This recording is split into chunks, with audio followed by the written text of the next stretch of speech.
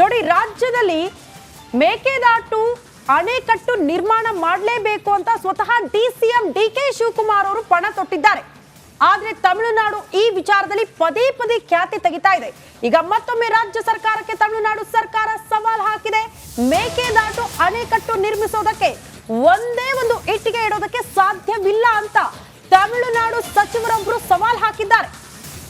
Mekedatu dam ಕಟ್ಟೋದಕ್ಕೆ ಕರ್ನಾಟಕಕ್ಕೆ ತಮಿಳುನಾಡಿನ ಒಪ್ಪಿಗೆ ಬೇಕು. ತಮಿಳುನಾಡು ಜಲಸಂಪನ್ಮೂಲ ಸಚಿವ ದುರೈ ಮುರುಗನ್ ಸವಾಲ್ ಹಾಕಿದ್ದಾರೆ.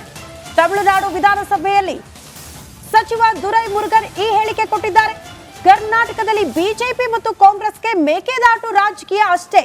ಬಿಜೆಪಿ ಮತ್ತು ಕಾಂಗ್ರೆಸ್ನಿಂದ ಮೇಕೆದಾಟು ಡ್ಯಾಂ ನಿರ್ಮಾಣ ಆಗೋದಕ್ಕೆ ಸಾಧ್ಯವೇ ಇಲ್ಲ. ಕಾರಣ ತಮಿಳುನಾಡು ಒಪ್ಪಿಗೆ ಸಿಗೋದು ಇಲ್ಲ, ಒಪ್ಪಿಗೆ ಬೇಕೇ ಬೇಕು ಅನ್ನುವಂತಹ ವಿಚಾರ ಪ್ರಸ್ತಾಪ ಮಾಡಿದ್ದಾರೆ. ಚಟ, ನನಗೊಂದು ಪ್ರಶ್ನೆ ಇರೋದು, ಕಾವೇರಿ ವಿಚಾರಕ್ಕೆ ಸಂಬಂಧಪಟ್ಟಂತೆ ಆಲ್ರೆಡಿ ತೀರ್ಪು ಆಗ್ಬಿಟ್ಟಿದೆ. ಈ ನೀರಿನ ಸಮಸ್ಯೆ ಏನೇ ಇದ್ರೂ ಕೂಡ ತಮಿಳುನಾಡಿಗೆ ಇಷ್ಟು ಬಿಡಬೇಕು, ಇಲ್ಲಿ ನಮ್ಮ ರಾಜ್ಯಕ್ಕೆ ಎಷ್ಟು ಇಟ್ಕೊಳ್ಬೇಕು ಅಂತ. ಯಾಕೆ ಮೇಕೆದಾಟು ಅಣೆಕಟ್ಟಿಗೆ ಈ ರೀತಿ ವಿರೋಧ ವ್ಯಕ್ತಪಡಿಸ್ತಾ ಇರೋದು ತಮಿಳುನಾಡು? ಪದೇ ಪದೇ ಯಾಕೆ ಖ್ಯಾತೆ ಬರುತ್ತೆ ಅಂತ? ಈಗ ನಮ್ಮ ನೀರನ್ನು ಉಳಿಸ್ಕೊಳ್ಳೋದಕ್ಕೆ ನಮಗೆ ಎಲ್ಲ ರೈಟ್ಸ್ ಇದೆ. ಹೌದು. ಆದರೆ ಮೇಕೆದಾಟು ಅಣೆಕಟ್ಟು ಮುಖಾಂತರ ಅದು ನಮಗೆ ಬರುವಂಥ ನೀರನ್ನು ತಡೆಹಿಡುವಂಥ ಪ್ರಯತ್ನಗಳು ಅಂತೇಳಿ ಅವರು ಅದನ್ನು ಆರೋಪ ಮಾಡ್ತಾ ಇರುವಂಥದ್ದು. ಈಗ ನಮಗೆ ಕಾಂಗ್ರೆಸ್ ಕೂಡ ಅದನ್ನ ನಮ್ಮ ನೀರು ನಮ್ಮ ಹಕ್ಕು ಅಂತ ಹೇಳಿ ಬಹಳ ದೊಡ್ಡ ಹೋರಾಟವನ್ನು ಮಾಡಿತ್ತು, ಒಂದು ನಂಬರ್ 1. ಆಮೇಲೆ ದೇವೇಗೌಡರು ಮೊನ್ನೆ ಕೈ ಮುಗಿದು ಒಂದು ಕೇಳ್ಕೊಟ್ರು, ಮೇಕೆದಾಟು ವಿಚಾರಕ್ಕೆ ನಮಗೆ ಮಾಡಿಕೊಡಿ ಅಂತೇಳಿ. ಅದು ನಮ್ಮ ಹಕ್ಕು, ಅದರಲ್ಲಿ ಎರಡು ಮಾತೇ ಇಲ್ಲ. ಇದು ಹಣಕಾಸು ಬಿಡುಗಡೆ ಮಾಡಲಾಗಿದೆ, ಅದನ್ನು ದುಡ್ಡೆತ್ತಿಡಲಾಗಿದೆ. ಇದು ಕೇವಲ ಒಂದು ಎಲೆಕ್ಷನ್ ಸ್ಟಂಟ್ ಮಾತ್ರ ತಮಿಳುನಾಡದ್ದು. ಆಮೇಲೆ ಇನ್ನೊಂದೇನಂತಂದರೆ, ಇಬ್ಬರಿಗೂ ಕೂಡ ಅವರೊಂದು ಮಾತನ್ನು ಹೇಳ್ಬಿಟ್ಟಿದ್ದಾರೆ, BJP ಮತ್ತು ಕಾಂಗ್ರೆಸ್ ಮೇಕೆದಾಟು ಡ್ಯಾಮ್ ನಿರ್ಮಾಣ ಮಾಡಲ್ಲ ಅಂತ. ಇದು ನಿಜವಾಗ್ಲೂ ಇದನ್ನು ಭಾಳ ಚಾಲೆಂಜ್ ಆಗಿ ತಗೋಬೇಕು ನಮ್ಮ ರಾಜ್ಯ ನಾಯಕರು. BJP ಕಾಂಗ್ರೆಸ್ ಅವರೇ ಇದಕ್ಕೆಲ್ಲ ನಾವು ಜಗ್ಗಲ್ಲ ಬಗ್ಗಲ್ಲ, ನಮ್ಮ ರಾಜಕೀಯ ಬೇರೆ. ಇಲ್ಲಿ ಪಾಂಡವರು ಕೌರವರು ಯಾರು ಅಂತ ಕೇಳಬೇಡಿ. ಪಾಂಡವರು ಕೌರವರಿಗೆ ಜಗಳ ಏನಿದ್ರು ಕೂಡ ಮೂರನೇ ರಾಜ ಏನಾದರೂ ಅವರ ಮೇಲೆ ಯುದ್ಧಕ್ಕೆ ಬಂದಾಗ ಅವರಿಬ್ಬರು ಸೇರಿ ಅವನನ್ನು ಸೋಲಿಸ್ತಾ ಇದ್ರಂತೆ.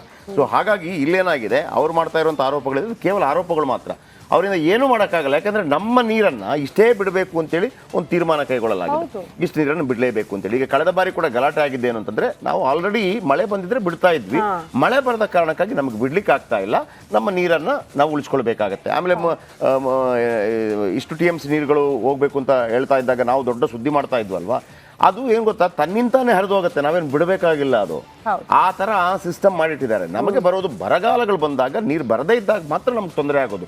ಅದರ್ವೈಸ್ ಅವತ್ತಿನ ತೀರ್ಪು ಬಂತಲ್ಲ, ಆ ತೀರ್ಪು ಒಂದು ಲೆಕ್ಕದಲ್ಲಿ ಕರ್ನಾಟಕಕ್ಕೆ ವರದಾನ ರೀತಿಯಲ್ಲೇ ಇದೆ, ನಮಗೆ ತುಂಬ ಟ್ರಬಲ್ ಆಗಲ್ಲ.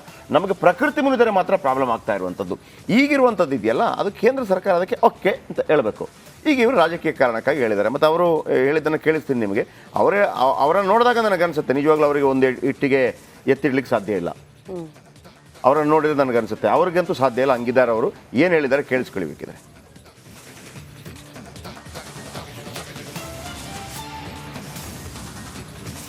ಅವ್ರು ಮಾತಾಡಿದ್ದನ್ನ ಕೇಳಿಸ್ಕೊಳ್ಳೋಣ. ಕೆಲವೇ ಕ್ಷಣಗಳಲ್ಲಿ ನಿಮ್ಮ ಮುಂದೆ ಅವ್ರ ಮಾತುಗಳನ್ನ ಇಡ್ತೀವಿ. ಅದಕ್ಕೂ ಮುನ್ನ ಈ ಬಗ್ಗೆ ಮತ್ತಷ್ಟು ಡೀಟೇಲ್ಸ್ ಅನ್ನ ಕೊಡೋದಕ್ಕೆ ನಮ್ಮ ಪ್ರತಿನಿಧಿ ಬಸವರಾಜ್ ನೇರ ಸಂಪರ್ಕದಲ್ಲಿ ಜಾಯಿನ್ ಆಗ್ತಿದ್ದಾರೆ. ಬಸವರಾಜ್, ನಮ್ಮ ಕರ್ನಾಟಕ ನೆಲದಲ್ಲಿ ಮೇಕೆದಾಟು ಡ್ಯಾಮ್ ಕಟ್ಟೋದಕ್ಕೆ ಯಾರಪ್ಪನೇ ಯಾಕೆ ಬೇಕು ಅನ್ನೋ ಸಹಜ ಪ್ರಶ್ನೆ ಬಂತು. ಯಾಕೆ ತಮಿಳುನಾಡು ಖ್ಯಾತೆ ತೆಗಿತಾ ಇರೋದು ಈ ವಿಚಾರದಲ್ಲಿ? ಬಹಳ ಪ್ರಮುಖವಾಗಿ ಕರ್ನಾಟಕ ತಮಿಳುನಾಡು ಮಧ್ಯೆ ಕಾವೇರಿ ವಿವಾದ ಏನಿದೆ, ಅದು ನಿನ್ನೆಲ್ಲ ದಶಕಗಳಿಂದಲೂ ಕೂಡ ಈ ಸಮಸ್ಯೆ ಉದ್ಭವ ಆಗ್ತಾನೆ ಇದೆ. ಆದ್ರೆ ಇತ್ತೀಚಿನ ದಿನಗಳಲ್ಲಿ ಕಾವೇರಿ ನೀರು ಹಂಚಿಕೆ ಆದ ಬಳಿಕ ಶಾಂತವಾಗಿತ್ತು. ಆದ್ರೆ ಈಗ ಮೇಕೆದಾಟು ವಿಚಾರ ಯಾವಾಗ ಬಂತು, ಅಲ್ಲಿಂದ ಮತ್ತೆ ಕರ್ನಾಟಕ ತಮಿಳುನಾಡು ಮಧ್ಯೆ ಈ ಒಂದು ವಿಚಾರ ಸಾಕಷ್ಟು ರಾಜಕೀಯ ತಿರುವುಗಳನ್ನ ಪಡಿತಾ ಇದೆ. ಪ್ರಮುಖವಾಗಿ ಕಾಂಗ್ರೆಸ್ ಪಕ್ಷ ಮೇಕೆದಾಟು ನೀರು ಹೋರಾಟಕ್ಕೆ ಹೋರಾಟ ಮಾಡಿತ್ತು, ಪಾದಯಾತ್ರೆ ಮಾಡಿತ್ತು. ಆ ಬಳಿಕ ಬಿಜೆಪಿ ಸರ್ಕಾರ ಕೂಡ ಈ ಒಂದು ಯೋಜನೆಗೆ 1000 ಕೋಟಿ ರೂಪಾಯಿಯನ್ನ ತೆಗೆದಿಡುವ ಮೂಲಕ ಬಜೆಟ್ ನಲ್ಲಿ ಈ ಯೋಜನೆಯನ್ನು ನಾವು ಆರಂಭ ಮಾಡ್ತೇವೆ ಅನ್ನುವಂತ ಹಿಂದಿನ ಬೊಮ್ಮಾಯಿ ಸರ್ಕಾರ ಹೇಳಿತ್ತು. ಆ ಬಳಿಕ ಈಗ ಕಾಂಗ್ರೆಸ್ ಸರ್ಕಾರ ಇದೆ, ಈಗ DCM ಆಗಿ DK ಶಿವಕುಮಾರ್ ಅವರು ಇದ್ದಾರೆ, ಇವರ ನೇತೃತ್ವದಲ್ಲೇ ಮೇಕೆದಾಟು ಹೋರಾಟ ಆಗಿತ್ತು. ಆದ್ರೆ ಈಗ ಇರ್ತಕ್ಕಂಥ ಅಡೆತಡೆಗಳು ಕೇಂದ್ರ ಸರ್ಕಾರದಲ್ಲಿ ಇರ್ತಕ್ಕಂಥದ್ದು. ಕೇಂದ್ರ ಸರ್ಕಾರದಲ್ಲಿ ಈಗ ಪರಿಸರ ಇಲಾಖೆ ಒಂದಷ್ಟು ಒಪ್ಪಿಗೆ ಮತ್ತು DPR ಕೂಡ ಒಪ್ಪಿಗೆ ಸಿಕ್ಕಿದೆ. ಆದ್ರೂ ಕೂಡ ಒಂದಷ್ಟು ವಿಳಂಬ ನೀತಿಯನ್ನ ಕೇಂದ್ರ ಸರ್ಕಾರ ಅನುಸರಿಸುತ್ತಿರೋದ್ರಿಂದ ಮತ್ತು ತಮಿಳುನಾಡು ಕೂಡ ಪದೇ ಪದೇ ಇದನ್ನು ಸುಪ್ರೀಂ ಕೋರ್ಟ್ ನಲ್ಲಿ ಖ್ಯಾತೆ ತೆಗಿತಾ ಇರೋದ್ರಿಂದ ಮೇಕೆದಾಟು ಆರಂಭ ಆಗೋದು ಬಹಳ ವಿಳಂಬ ಆಗ್ತಾ ಇದೆ. ಈಗ ತಮಿಳುನಾಡು ಸಚಿವರೇನು ಉದ್ದಟತನದ ಹೇಳಿಕೆಯನ್ನು ನೀಡಿದ್ದಾರೆ. ಇದನ್ನ ರಾಜ್ಯದ ನಾಯಕರು ಕೂಡ ಖಂಡನೀಯವಾಗಿ ನಿರ್ಣಯವನ್ನ ಈ ಹಿಂದೆನೆ ಪಾಸ್ ಮಾಡಿದ್ದಾರೆ. ಯಾಕಂದ್ರೆ ತಮಿಳುನಾಡಿಗೆ ಇದಕ್ಕೆ ಯಾವುದೇ ಸಂಬಂಧ ಇಲ್ಲ. ನಮ್ಮ ರಾಜ್ಯದ್ದು ನಮ್ಮ ಹಕ್ಕು. ನಾವು ಕೇಂದ್ರ ಸರ್ಕಾರದ ಬಳಿಕ ಮನವಿಯನ್ನ ಮಾಡ್ತಾ ಇದ್ದೇವೆ. ಕೇಂದ್ರ ಸರ್ಕಾರ ಮತ್ತು ಸುಪ್ರೀಂ ನಲ್ಲಿ ಕ್ಲಿಯರ್ ಆದ ತಕ್ಷಣ ಮೇಕೆದಾಟನ್ನ ನಾವು ಖಂಡಿತವಾಗಿ ಆರಂಭ ಮಾಡ್ತೇವೆ ಅನ್ನುವಂತ ಬದ್ಧತೆನ ಈಗಿನ ಸರ್ಕಾರನೂ ಕೂಡ ಸ್ಪಷ್ಟನೆ ನೀಡ್ತಾ ಇದ್ದೇವೆ. ಹಾಗಿದ್ದು ಕೂಡ ಕೇಂದ್ರ ಸರ್ಕಾರ ಇನ್ನೂವರೆಗೂ ಒಪ್ಪಿಗೆಯನ್ನು ಕೊಡ್ಬೇಕಾದಂತ ಬಾಕಿ ಇದಾವೆ. ಆ ಕೆಲಸಗಳು ಆದ ಬಳಿಕ ಈಗ ರಾಜ್ಯದಿಂದ ಒಂದಷ್ಟು ನಿರ್ಣಯ ತೆಗೆದುಕೊಳ್ಳೋಕೆ ಈಗಾಗಲೇ ಆರಂಭ ಆಗಿದ್ದಾವೆ. ಆದ್ರೆ ಸದ್ಯದ ಮಟ್ಟಿಗೆ ಈ ವಿಚಾರವಾಗಿ ದೊರೈಮುರುಗನ್ ಹೇಳಿದ್ರು ಸತ್ಯ ಇದೆ. ಯಾಕಂದ್ರೆ ರಾಜಕೀಯ ಬಿಜೆಪಿ ಮತ್ತು ಕೇಂದ್ರ ಸರ್ಕಾರದ ಒಂದು ಅಪ್ರೂವಲ್ ಒಂದು ಬೇಕಿರುವಂತದ್ದು. ಆ ನಡುವೆ ಅವರು ಅವರ ರಾಜಕೀಯವನ್ನ ಮಾಡ್ತಾ ಇದ್ದಾರೆ, ಕೇವಲ ಚುನಾವಣೆಗಾಗಿ ಮಾಡ್ತಾ ಇರುವಂತದ್ದು. ಇವರೆಲ್ಲರೂ ಕೂಡ ಏನು ಗೊತ್ತಾ, ಭಾವನಾತ್ಮಕವಾಗಿ ಒಂದು ಆಟ ಆಡ್ಬಿಡೋದು. ಕೊನೆಗೆ ಅಲ್ಲಿ ತನಕ ಎಲ್ಲರಿಗೂ ಕಾವೇರಿ ವಿಚಾರವಾಗಿ ತಮಿಳ್ನಾಡೇ ಭಾವನಾತ್ಮಕವಾಗಿ ಆಟ ಆಡೋದು, ಮತ್ತೆ ತುಂಬ ನಮಗೆ ಮೋಸ ಮಾಡೋದು ಅದೇ ಕಾರಣಕ್ಕಾಗಿ. ಅದೇ ಸಂದರ್ಭಕ್ಕೆ ಆಯಾ ಒಂದು 20 ವರ್ಷಗಳ ಕಾಲ ಇಲ್ಲಿ ಸಮ್ಮಿಶ್ರ ಸರ್ಕಾರ ಇತ್ತು. ಅಲ್ಲಿ DMK ಅಥವಾ ಅಣ್ಣಾ DMK ಬಂದುಬಿಡೋದು, ಅವರು ಕೇಂದ್ರ ಸರ್ಕಾರಕ್ಕೆ ಸಪೋರ್ಟ್ ಮಾಡೋದು. ಕೇಂದ್ರ ಸರ್ಕಾರಕ್ಕೆ ಅದು ಅಟಲ್ ಬಿಹಾರಿ ವಾಜಪೇಯಿ ಸಂದರ್ಭದಲ್ಲೂ ಕೂಡ ಅಷ್ಟೇ, ಮನಮೋಹನ್ ಸಿಂಗ್ ಅವರ ಸಂದರ್ಭದಲ್ಲೂ ಅಷ್ಟೇ. ಆಮೇಲೆ ದೊಡ್ಡ ದೊಡ್ಡ ಸ್ಕ್ಯಾಮ್ಗಳು ಕೂಡ ಆಗೋದಕ್ಕೆ ಆ ಭಾಗದವರೇ ಕಾರಣವಾಗಿದ್ದರು. ಈಗ ನಮಗೆ ಕೇಂದ್ರ ಸರ್ಕಾರದೊಂದು ಅಪ್ರೂವಲ್ ಬೇಕಿರುವಂಥದ್ದು. ಏನು ಹೇಳಿದ್ದಾರೆ ಕೇಳಿಸ್ಕೊಳ್ಳಿ. ஆர்வம் வேகம் இருக்கிறது. தமிழ்நாட்டினுடைய இசைவை பெறாமல் அவர்கள் ஒரு செங்கல்லை கூட எடுத்து வைக்க முடியாது என்பதை ஆணித்தரமாக இந்த அவையில் நான் தெரிவிக்கிறேன். கர்நாடகத்திலே ஒரு அரசியல் நடத்துகிறார்கள். அது பிஜேபி இருந்த காலத்திலும் இதே தான் சொன்னார்கள், காங்கிரஸ் இருந்த காலத்திலும் இதை தான் சொல்கிறார்கள். எப்பொழுது வந்திருக்கிற கட்சிக்கு யார் வந்தாலும் அவர்களுக்கு எடுத்த உடனே இது செல்வதுதான். எனவே ஒன்றை நான் தெளிவாக சொல்லுகிறேன், ஏதோ அவர்கள் பணம் ஒதுக்கிறேன் சொன்னதாலோ அல்லது கட்டிய தீர்வோம் என்று வசனம் பேசுவதாலோ மேகதாதை கட்டிவிட முடியாது. காரணம், நம்முடைய இசைவு இல்லாமல் அதை எடுக்க முடியாது. அதை யாரும் தமிழ்நாட்டில் பிறந்த எவனும் அதற்கு ஒரு இசைவை தர மாட்டான், எந்த கட்சியாக இருந்தாலும். எனவே அஞ்சே தேவையில்லை. நம்முடைய அம்மையார் அவர்கள் சொன்னார்கள், உங்களுக்கு அலைன்ஸ் பேசக்கூடாதுன்றதுதான் திட்டம். காரணம், பேசி பேசி பேசி நாங்கள் அழுத்து போய் தான். எனவே மாண்புமிகு எதிர்க்கட்சி தலைவர் அவர்கள் கவலைப்பட தேவையில்லை. நாங்கள் உங்களுக்கு எவ்வளவு இதில் அக்கறையும் ஆர்வமும் வேகம் இருக்கிறதோ அதே வேகம், அதே அக்கறை, அதே உணர்வு எங்களுக்கு உண்டு. மேனேஜ்மெண்ட் ಅಥಾರಿಟಿ ಎಂದು ಉಂಟು. ಆದರೆ ಒಂದು ಇಲ್ಲಿ ಕರ್ನಾಟಕಕ್ಕೆ ದೈವಬಲ ಇದೆ ಅಂತ ಒಂದು ಹೇಳ್ಬಿಡ್ತೀನಿ ನಾನು. ಅವರಿಬ್ಬರದ್ದು ಹೆಸರು ತಗೊಂಡ ಕಾರಣಕ್ಕಾಗಿ ಬಚಾವ್ ನಾವು.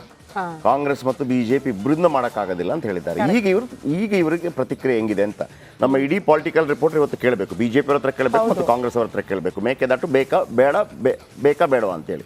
ಇದರಲ್ಲೂ ನೀವು ರಾಜಕೀಯ ಮಾಡ್ತಾ ಇದ್ದಂತಂದರೆ ನಮ್ಮ ಕರ್ನಾಟಕದ ರಾಜಕಾರಣಿಗಳನ್ನು ನಮ್ಮ ರಾಜ್ಯದ ಜನ ಕ್ಷಮಿಸಬಾರ್ದು. ಅವರು ಒಂದೇ ಪಕ್ಷದ ಯಾವುದಾದ್ರೂ ಹೇಳಿದ್ರೆ ಇವರು ಅದನ್ನೇ ಇಟ್ಕೊಂಡ್ಬಿಡ್ತಿದ್ರು. ಈಗ ಇಬ್ರಿಗೂ ಹೇಳಿದಾರಲ್ಲ, ಇಬ್ರಿಗೂ ಒಂದು ರೀತಿಯಲ್ಲಿ ಕಪಾಳ ಮೋಕ್ಷ ಮಾಡ್ದಂಗೆ ನಮ್ಮ ರಾಜಕಾರಣಿಗಳಿಗೆ. ಇವರು ತೋರಿಸ್ಬೇಕು, ನಮಗೆ ತಮಿಳ್ನಾಡಿಗೆ ಇವರು ತೋರಿಸ್ಬೇಕು. ಹಾಗಂತ ನಾವು ತಮಿಳ್ನಾಡು ಅಥವಾ ಮತ್ತೊಂದು ಇದರ ವಿರೋಧಿಗಳಲ್ಲ, ನಾವು ಮರಾಠಿ ವಿರೋಧಿಗಳಲ್ಲ, ನಾವು ತಮಿಳು ವಿರೋಧಿಗಳಲ್ಲ. ನಾವು ನಮ್ಮ ಭಾಷೆಯನ್ನು ಪ್ರೀತಿ ಮಾಡುವಂಥವ್ರು. ನಮ್ಮ ಭಾಷೆಯನ್ನು ಬಿಟ್ಟು ನಮ್ಮ ಮೇಲೆ ಹೇರಿಕೆ ಮಾಡೋಕ್ಕೆ ಬಂದರೆ ಮಾತ್ರ ನಾವು ಸೆಟೆದು ನಿಲ್ಲುವಂಥದ್ದು. ಬನ್ನಿ, ಇದ್ರ ಬಗ್ಗೆ ರಮೇಶ್ ಗೌಡ್ರು ಇದ್ದಾರೆ, ಕನ್ನಡ ಪರ ಹೋರಾಟಗಾರರು. ರಮೇಶ್ ಗೌಡ್ರೆ ನಮಸ್ಕಾರ. ರಮೇಶ್ ಗೌಡ್ರೆ ನಮಸ್ತೆ. ಜಯಪ್ರಕಾಶ್ ಶೆಟ್ಟಿ ಅವರೇ, ತಮಗೆ ಅಭಿನಂದನೆಗಳು. ಬಹಳ ದಿನದ ನಂತರ ಒಳ್ಳೆ ವಿಚಾರನ ತಾವು ಇವತ್ತು ಚಾನಲ್ ಡಿಸ್ಕಸ್ ಮಾಡ್ತಾ ಇದ್ದೀರಿ. ಖಂಡಿತ ಸರ್, ನಿಜವಾಗ್ಲೂ ಒಂದು ಅಭಿನಂದನೀಯವಾದಂತ ಕೆಲಸವನ್ನ ತಾವು ಮಾಡ್ತಾ ಇದ್ದೀರಿ. ಈ ಬಗ್ಗೆ 141 ದಿನಗಳ ಕಾಲ ನಿರಂತರವಾಗಿ ಚನ್ನಪಟ್ಟಣದಲ್ಲಿ ಹೋರಾಟ ಮಾಡ್ತಾ ಇದ್ದೀವಿ. ಹೌದು, ಯಾಕಂದ್ರೆ ನಮ್ಮ ಪಕ್ಷದ ರಾಜಕಾರಣಿಗಳಿಗೆ ಸ್ಥಳ ಎಚ್ಚರಿಕೆ ಕೊಡಬೇಕು ಅನ್ನುವಂತ ನಿಟ್ಟಿನಲ್ಲಿ ಮೊನ್ನೆ ಕೂಡ ಪ್ರಾಧಿಕಾರ ಈ ತಿರಸ್ಕಾರ ಮಾಡ್ತು. ಮೊನ್ನೆ ನೀವು ನ್ಯಾಯಾಧಿಕರಣದ ಇತರಳೆ ಬಗೆಹರಿಸ್ಕೊಳ್ಳಿ ನಮ್ಗೆ ಅಂತ ಹೇಳಿ ವಾಪಸ್ ಕಳಿಸ್ತು. ಅವಾಗ ಇವ್ರು ಏನು ಪ್ರತಿಕ್ರಿಯೆನೇ ಮಾಡಲಿಲ್ಲ ಆ ಬಗ್ಗೆ. ಮತ್ತು ನಮ್ಮ ನೀರಾವರಿ ಅಧಿಕಾರಿ ರಾಕೇಶ್ ಸಿಂಗ್ ಅವರು ಒಂದಿಷ್ಟು ಮನವಿಗಳನ್ನ ಮಾಡಿದ್ರು, ಆದ್ರೂ ಕೂಡ ಅದನ್ನ ಪರಿಗಣನೆ ತಗೊಳ್ಳಿಲ್ಲ. ಮತ್ತು ಅಲ್ಲಿದ್ದ ಸದಸ್ಯರುಗಳು 5 ಜನ ಬಹುಮತನ ವಾಪಸ್ ಕಳಿಸಿದ್ರು. ಹೌದು. ಅವಾಗ ನೀರಾವರಿ ಮಂತ್ರಿಗಳಾಗ್ಲಿ, ಸಂಬಂಧಿತ ಸರ್ಕಾರಗಳು, ವಿರೋಧ ಪಕ್ಷಗಳು ಕೂತ್ಕೊಂಡು ಏನ್ ಮಾಡ್ಬೇಕು ಅಂತ ಒಂದು ಚಿಂತನೆ ಮಾಡ್ಲಿಲ್ಲ. ಪರಸ್ಪರ ಕೆಸರಾಟ ಮಾಡ್ಕೊಂಡು ಕಾಂಗ್ರೆಸ್ BJP ಅವರು ಮಾಡ್ಕೊಂಡಿದ್ದೆ ಹೊರತು ಈ ನಾಡಿನ ಹಿತಕ್ಕಾಗಿ ಏನ್ ಮಾಡ್ಬೇಕು ಅಂತ ಚಿಂತನೆ ಮಾತ್ರ ಮಾಡ್ಲಿಲ್ಲ. ಇವತ್ತು ತಮಿಳುನಾಡವರು ಪದೇ ಪದೇ ನಮ್ಮ ಏನ್ ಬಳಸ್ಕೊಡುವಂತ ನೀರನ್ನ ಬಳಸ್ಕೊಂಡು ಬೇರೆ ಬಿಡ್ತೀವಿ. ನಮ್ಮ ಬಳಕೆಗೆ 170 TMC ಉಳಿದ ನೀರು ನಾವು ಬಳಸ್ಕೋಬಹುದು. ಅಲ್ಲ, ನಮ್ಮ ನೀರಿಗೆ ಯಾವ ದೊಣ್ಣೆ ನಾಯಕನ ಅಪ್ಪಣೆ ಬೇಕು ಸರ್? ಬೇಕಾಗಿಲ್ಲ. ಅವ್ರು ಕೋರ್ಟಿನ ಹೇಳಿದೆ, ನ್ಯಾಯಮಂಡಳಿ ಅಂತಿಮ ತೀರ್ಪಲ್ಲಿ ಹೇಳಿದೆ. ಆಮೇಲೆ ಅಲ್ಲಿಯ ನಾಯಕರು ಕೂಡ ಒಂದು ಮಾತನ್ನು ಹೇಳಿದ್ದಾರೆ, ನಮ್ಮ ನಾಯಕರು ಎಚ್ಚೆತ್ಕೊಳ್ಳೋದು ಒಳ್ಳೆಯದು. BJP ಮತ್ತು ಕಾಂಗ್ರೆಸ್ ಇಬ್ಬರಿಗೂ ಹೇಳಿದ್ದಾರೆ ನಿಮ್ಮಿಂದ ಆಗಲ್ಲ ಅಂತೇಳಿ. ಇವರು ಆಗತ್ತಾ ಆಗೋದಿಲ್ಲ ಅನ್ನೋದನ್ನ ಪ್ರೂವ್ ಮಾಡ್ಬೇಕೀಗ ನಮ್ಮ ನಾಯಕರುಗಳು. ನಮ್ಮ ನಾಯಕರುಗಳು ರಾಜ್ಯದ ವಿಚಾರಕ್ಕೆ ಬಂದಾಗ ಯಾವುದೋ ರಾಜಕೀಯ ಲಾಭಕ್ಕಾಗಿ ತಮ್ಮಿಷ್ಟ ಬಂದಂಗೆ ಆಡೋದು ಕೆಲವರಿಗೆ ಅಭ್ಯಾಸ ಇದೆ. ಈಗ ನಮ್ಗೆ ಗೊತ್ತಿಲ್ವಾ ಭಾರತ ಅಂದ್ರೆ ಏನು ಅಂತೇಳಿ? ನಾವು ಕರ್ನಾಟಕ ಭಾರತ ಅಲ್ವಾ? ಭಾರತವೇ ಕರ್ನಾಟಕ ಕೂಡ. ಹೌದು, ಖಂಡಿತ. ಅಲ್ವಾ? ಸತ್ಯ. ಭಾರತ ಸತ್ಯ. ಜನನೀಯ ತನುಜಾತೆ ಜಯ ಹೇ ಕರ್ನಾಟಕ ಮಾತೆ. ಖಂಡಿತ, ಖಂಡಿತ, ಕರ್ನಾಟಕದ ಖಂಡಿತ. ಹಿತಾಸಕ್ತಿ ಬಂದಾಗ ನೋಡಿ, ಹೌದು. ದೇಶದ ಹಿತಾಸಕ್ತಿ ಬಂದಾಗ ದೇಶ ಮೊದಲು, ರಾಜ್ಯದ ಹಿತಾಸಕ್ತಿ ಬಂದಾಗ ರಾಜ್ಯ ಮೊದಲು ಅಲ್ವಾ? ಹೌದು, ಕಷ್ಟ. ಹಾಗಂತ ನಾವು ಯಾವ್ದಾರನ್ನು ದ್ವೇಷ ಮಾಡ್ತೀವಿ ಅಂತೇಳಿ ನಮಗಿರುವಂತ ನೀರನ್ನು ನಾವು ಉಳಿಸ್ಕೊಳ್ಳೋದಕ್ಕೆ ನಾವಿರುವಂತ ಜನಪ್ರತಿನಿಧಿಗಳು, ನಮ್ಮ ಜನಪ್ರತಿನಿಧಿಗಳು ಅದರ ಬಗ್ಗೆ ಮಾತಾಡಬೇಕು. ನಮ್ಮ ಜನಪ್ರತಿನಿಧಿಗಳು ಬಕೆಟ್ ಹಿಡಿತಾ ಕೂತ್ಕೊಂಡ್ಬಿಟ್ರೆ ನಮ್ಮ ರಾಜ್ಯಕ್ಕೆ ಆಗ್ತಾ ಇರುವಂತ ಅನ್ಯಾಯವನ್ನು ಯಾರು ಪ್ರಶ್ನೆ ಮಾಡೋದು?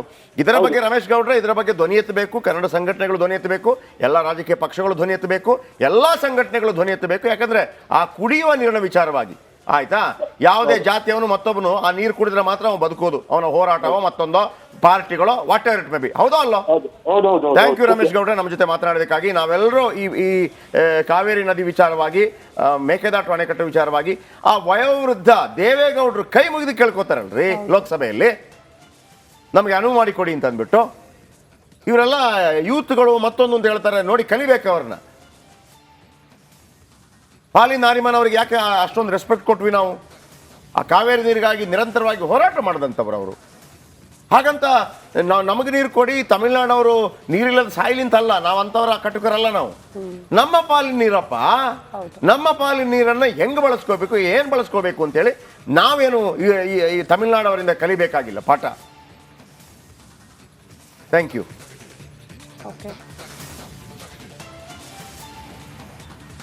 ಓಕೆ ಶೆಟ್ರೆ, ನಾನು ಆಗಲೇ ಒಂದು ಪ್ರಶ್ನೆ ಬಂದಿದ್ದು, ರಾಜ್ಯದ ನೆಲ ಜಲ ಭಾಷೆ ಬಂದಾಗ ನಮ್ಮ ಜನಪ್ರತಿನಿಧಿಗಳು ಪಕ್ಷಾತೀತವಾಗಿ ಕೆಲಸ ಮಾಡಬೇಕು. ಫಾರ್ ಎಕ್ಸಾಂಪಲ್, ಈಗ ಬೆಳಗಾವಿ ಮಹಾರಾಷ್ಟ್ರ ಗಡಿ ವಿಚಾರ ಬಂದಾಗ ಮಹಾರಾಷ್ಟ್ರ ಸರ್ಕಾರ ಸಚಿವರನ್ನ ಉಸ್ತುವಾರಿಯಾಗಿ ನೇಮಕ ಮಾಡುತ್ತೆ ಗಡಿ ಕಾಯೋದಕ್ಕೆ. ಬೆಳಗಾವಿ ರಾಜಕಾರಣಿಗಳು ಸ್ವಹಿತಾಸಕ್ತಿ ಅಷ್ಟೇ, ಬೇರೆ ಏನಿಲ್ಲ. ಸ್ವಹಿತಾಸಕ್ತಿ. ಈಗ ತೆರಿಗೆ ವಿಚಾರ ಬಂತಲ್ಲ, ಅನುದಾನ ಕಡಿತ ವಿಚಾರ, ಅದನ್ನ ರಾಜಕೀಯ ಹೊರತಾಗಿ ಮಾಡಬೇಕಾಗಿತ್ತು. ಇಬ್ರು ರಾಜಕೀಯ ಮಾಡ್ತಿರೋದು ಇಲ್ಲ ಅಂತ ನಾನು ಹೇಳ್ತಾ ಇಲ್ಲ. ಆದ್ರೆ ರಾಜ್ಯಕ್ಕೆ ಕಡಿಮೆ ಬರ್ತಾ ಇರೋದು ನಿಜ ತಾನೆ? ಹೌದು, 100% ನಿಜ. ಅದು ಹೌದು, ಕಡಿಮೆ ಬರ್ತಾ ಇದೆ. ಅದನ್ನು ಧ್ವನಿ ಎತ್ತದ ಇನ್ನಂಗೆ ಎತ್ತಬೇಕು. ಆಮೇಲೆ ಆ ಸಂದರ್ಭದಲ್ಲಿ ಈಗಲೂ ನನಗೆ ಬಹಳ ಗ್ರೇಟ್ ಅನ್ಸೋದು ಅನಂತಕುಮಾರ್ ಅವರು, ಸ್ವರ್ಗೀಯ ಅನಂತಕುಮಾರ್ ಅವರು. ಅನಂತಕುಮಾರ್ ಇರೋ ತನಕ ಇಲ್ಲಿ SM ಕೃಷ್ಣ ಮುಖ್ಯಮಂತ್ರಿ ಆಗಿರ್ತಾರೆ, ಅಲ್ಲಿ ಅಟಲ್ ಬಿಹಾರಿ ವಾಜಪೇಯಿ ಪ್ರಧಾನಮಂತ್ರಿ ಆಗಿರ್ತಾರೆ. ಯಾವತ್ತೂ ಕೂಡ ಅನಂತಕುಮಾರ್ ಅವರು ರಾಜ್ಯದ ಹಿತಾಸಕ್ತಿ ಬಂದಾಗ ಅದು ಕಾಂಗ್ರೆಸ್ BJP ಅಂತ ನೋಡ್ಲೇ ಇಲ್ಲ. ಎವ್ರಿ ಟೈಮ್ ಅವರು ರಾಜ್ಯಕ್ಕಾಗಿ ಹೋರಾಟ ಮಾಡಿದ್ದಾರೆ. ದುರ್ದೈವಶಾತ್ ಅವರು ಉಳಿಲಿಲ್ಲ. ಬಹುಶಃ ಯಡಿಯೂರಪ್ಪನವರ ನಂತರ ಅವರೇ ಮುಖ್ಯಮಂತ್ರಿ ಆಗುವಂತವರಿದ್ರು. ಈಗ ನಾರಾಯಣಗೌಡರಿದ್ದಾರೆ, ಕರವೇ ಅಧ್ಯಕ್ಷರು. ನಾರಾಯಣಗೌಡ್ರೆ ನಮಸ್ಕಾರ. ನಮಸ್ತೆ. ನಮಸ್ಕಾರ. ಈಗ ತಮಿಳುನಾಡಿನ ಓರ್ವ ಸಚಿವ ಒಂದೇ ಒಂದು ಇಟ್ಟಿಗೆ ಮೇಕೆದಾಟು ವಿಚಾರದಲ್ಲಿ ಇಡೋದಕ್ಕೆ ಬಿಡೋದಿಲ್ಲ ಅನ್ನುವಂಥ ಒಂದು ದರ್ಪದ ಮಾತನಾಡುವ ಜೊತೆಗೆ ಈ ಕಾಂಗ್ರೆಸ್ ಮತ್ತು BJP ನಾಯಕರು ಕೇವಲ ರಾಜಕೀಯ ಮಾಡ್ತಾರೆ, ಅವರು ಅದನ್ನ ಮಾಡಲ್ಲ ಅಂತ ಹೇಳಿದ್ದಾರೆ. ಒಂದು, ಈಗ ನಮ್ಮ ರಾಜಕೀಯ ನಾಯಕರು ಇಚ್ಛಾಶಕ್ತಿ ಪ್ರದರ್ಶನ ಮಾಡ್ಬೇಕು, ನಂಬರ್ 1.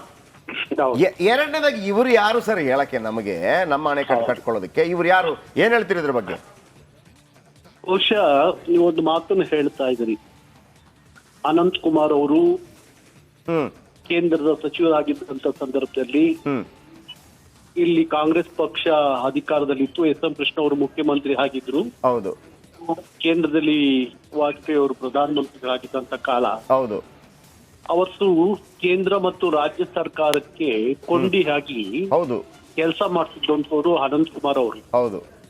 ಯಾವುದೇ ಸಂದರ್ಭ, ಎಂಥದೇ ಸಂದರ್ಭ ಬಂದಾಗ ಅನಂತ್ ಕುಮಾರ್ ಕರ್ನಾಟಕದ ಹಿತವನ್ನ ಕಾಪಾಡುವಂತ ತೀರ್ಮಾನವನ್ನ ತಗೋತಿದ್ರು. ಹೌದು. ಅದರಲ್ಲಿ ಪಕ್ಷ ಭೇದ ಮಾಡ್ತಿರ್ಲಿಲ್ಲ, ಯಾವುದೇ ಇದು ಇರ್ತಿರ್ಲಿಲ್ಲ. ಇವತ್ತು ಇರ್ಲಿ, ತಮಿಳ್ನಾಡು ಹೇಳ್ಲಿ, ಅವರು ಮಹಾರಾಷ್ಟ್ರದಲ್ಲಿ ಹಾಗೆ ಗಡಿ ವಿಚಾರದಲ್ಲಿ ಹೇಗೆ ಹೇಳ್ತಾರೋ ಹಾಗೆ ತಮಿಳವರು ಕಾವೇರಿ ವಿಚಾರದಲ್ಲಿ ಈ ತರದ ವಿಚಾರಗಳನ್ನ ನಿರಂತರ ಮಾತಾಡ್ಕೊಂಡು ಬರ್ತಾರೆ. ಹೌದು.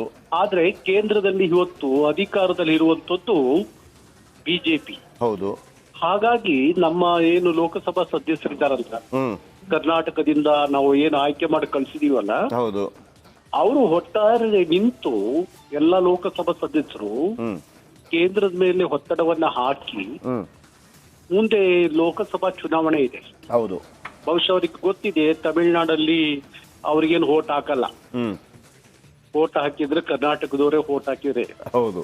ಹಾಗಾಗಿ ಇಂಥ ಸಂದರ್ಭವನ್ನ ಬಳಸಿಕೊಂಡು ನಮ್ಮ ಇಲ್ಲಿ ಗೆದ್ದಿರುವಂತ, ಕರ್ನಾಟಕದಿಂದ ಗೆದ್ದಿರುವಂತ ಎಲ್ಲ ಲೋಕಸಭಾ ಸದಸ್ಯರು ಕೇಂದ್ರ ಸರ್ಕಾರದ ಮೇಲೆ ಒತ್ತಡ ಹಾಕಿ ಇವತ್ತು ತಮಿಳುನಾಡಿನ ಬಾಯಿ ಮುಚ್ಚಿಸುವ ರೀತಿಯಲ್ಲಿ ಕೆಲಸ ಮಾಡಬೇಕಾಗಿದೆ. ಇವರು ಒಂದು ಇಟ್ಟಿಗೆ ಹಿಡಕ್ಕೂ ಬಿಡಲ್ಲ ಅಂತ ಹೇಳುವಂತ ಮಟ್ಟಕ್ಕೆ ಇವ್ರು ಹೋಗ್ತಾರೆ ಅನ್ನೋದಾದ್ರೆ ನಾವು ಮತ್ತೆ ನಮ್ಮ ಸರ್ಕಾರ ಮತ್ತೆ ಕೇಂದ್ರದ ನಮ್ಮ ಎಂಪಿಗಳು ಭಾರಿ ದೃಢವಾಗಿ ನಿಂತ್ಕೊಂಡು ಕೆಲಸ ಮಾಡ್ಬೇಕಾಗತ್ತೆ. ಖಂಡಿತ. ಕೇಂದ್ರದ ಮೇಲೆ ಒತ್ತಡ ತರಬೇಕಾಗತ್ತೆ. ತಮಿಳುನಾಡಿನ ಸರ್ಕಾರ ಮತ್ತು ತಮಿಳುನಾಡಿನ ರಾಜಕೀಯ ಶಕ್ತಿಗಳ ಬಾಯಿ ಮುಚ್ಚಿಸುವಂತ ಕೆಲಸವನ್ನ ಮಾಡ್ಬೇಕಾಗತ್ತೆ. ಈಗ ಮೇಕೆದಾಟು ವಿಚಾರದಲ್ಲಿ 2 ರಾಜ್ಯಗಳಿಗೂ ಅನುಕೂಲ ಇದೆ, ಅದೇನು ಕರ್ನಾಟಕಕ್ಕೆ ಅಷ್ಟೇ ಅನುಕೂಲ ಏನಿಲ್ಲ. ಖಂಡಿತ ಖಂಡಿತ. 2 ರಾಜ್ಯಗಳಿಗೂ ಆಮೇಲೆ ಅವ್ರಿಗೆ ನಾವು ಮೋಸ ಮಾಡೋದು ಅಲ್ಲ, ಅದು ಏನೂ ಇಲ್ಲ.